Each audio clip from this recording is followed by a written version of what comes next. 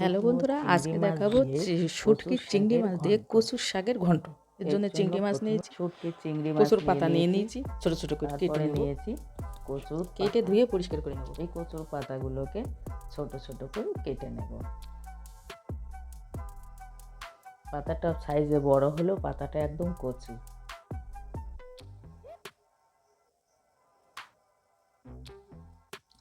সবগুলোকে ছোট ছোট করে কেটে নেব। এবার খুব ছোট যে করতে হবে তাও কিন্তু না, মিডিয়াম মতো নিজের ইচ্ছা মতো সাইজ করে কেটে নেব।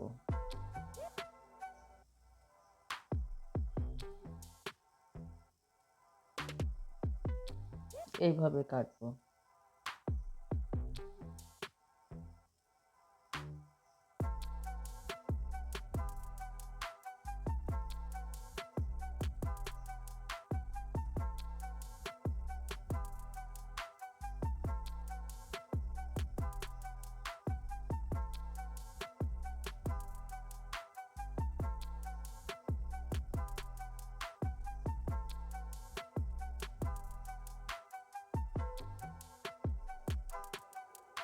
কচুর পাতাগুলোকে কাটা হয়ে গিয়েছে, এবার ধুয়ে পরিষ্কার করে নেব।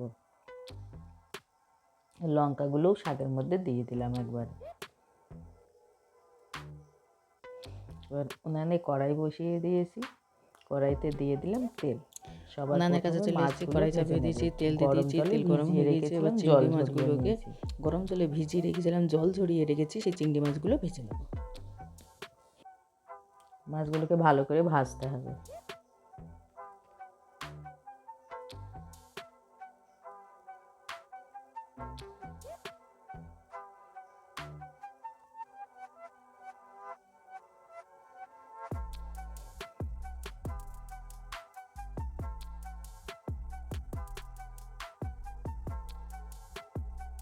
মাছগুলো ভাজা হয়ে গেছে, একটা প্লেটে তুলে নিলাম। মাছগুলো ভেজে তুলে নিয়েছি। এবার ওই কড়াইতে আবার দ্বিতীয়বারে তেল দিয়ে দিলাম। তেল গরম হয়ে গেছে, তেলের উপর দেবো কালো জিরা। কালো জিরাগুলো ভাজা হয়ে গেলে গরম হয়ে গেছে, তেলের উপর দিলাম আদা রসুন কালো জিরে। একটু ভেজে নিয়ে দেবো কুচানো পেঁয়াজ।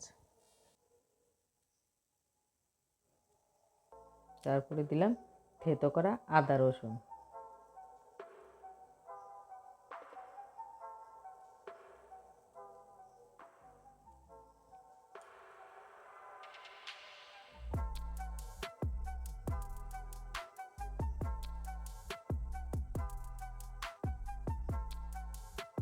এবার দেবো কুচানো পেঁয়াজ।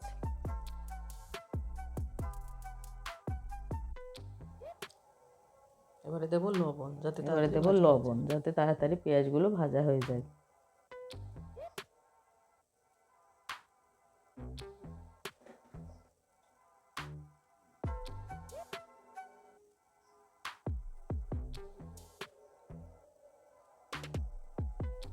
এবারে দেবো কাটা টমেটো। এবার একটা টমেটো কেটে নিয়ে রেখেছিলাম, কাটা টমেটোটা দিয়ে দিলাম, আর দিয়ে দিলাম সামান্য পরিমাণে হলুদ।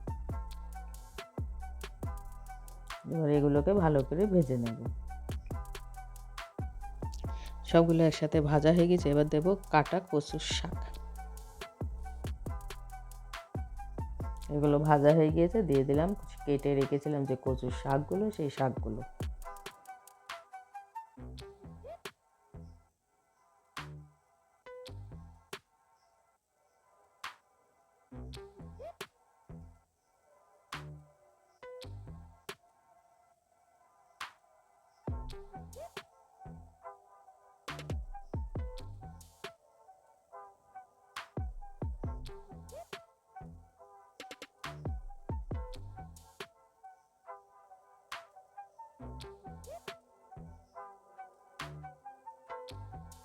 একটা থালা দিয়ে ঢেকে দেবো। নেড়ে চেড়ে একটা থালা দিয়ে চাপা দিয়ে ঢেকে দেবো, তাহলে তাড়াতাড়ি সিদ্ধ। থালা দিয়ে ঢাকার জন্য তাড়াতাড়ি সিদ্ধ হবে।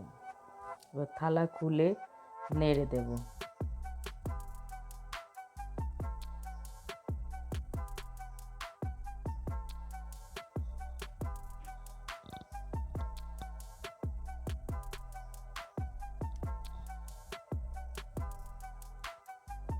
অল্প করে জল দিয়ে দিলাম।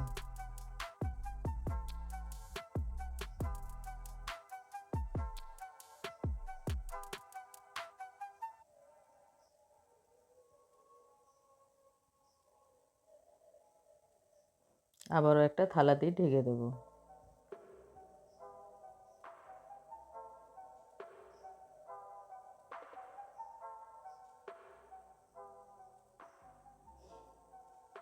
ভিডিওটা ভালো লাগলে লাইক, শেয়ার এই ও পর্যায়ে কমেন্ট এসে করবেন। দেবো ভাজা চিংড়ি আর মাছ। এবার ভালো করে আমার চ্যানেলে নতুন হলে সাবস্ক্রাইব করে পাশে থাকবেন। যে চিংড়ি মাছগুলো ভেজে তুলে রেখেছিলাম সেই চিংড়ি মাছগুলো দিয়ে দিলাম।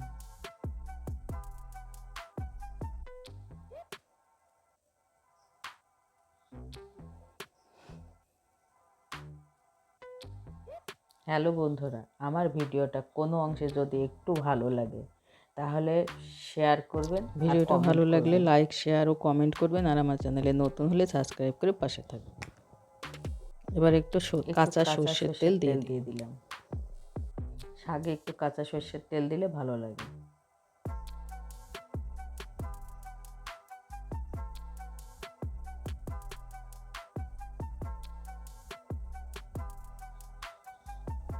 এতে আর দ্বিতীয় কোনো মশলার দরকার নেই। এবার বন্ধুরা, রেসিপিটি পছন্দ হলে একবার অন্তত করে দেখবেন, নিশ্চয়ই ভালো লাগবে আশা করি। রেসিপি রেডি, একটা প্লেটে তুলে দিলাম সার্ভ করার জন্য। রেসিপি রেডি হয়ে গেছে। আজকের মতো এখানেই শেষ করছি। আবার কালকে দেখা হবে অন্য কোনো ভিডিওতে। ততক্ষণের জন্য সবাইকে ভিডিওটা শেষ পর্যন্ত দেখার জন্য সকলকে অসংখ্য ধন্যবাদ। আজকের ভিডিও এখানেই শেষ করছি। পরের দিন পরের ভিডিওতে দেখা হবে। ততক্ষণ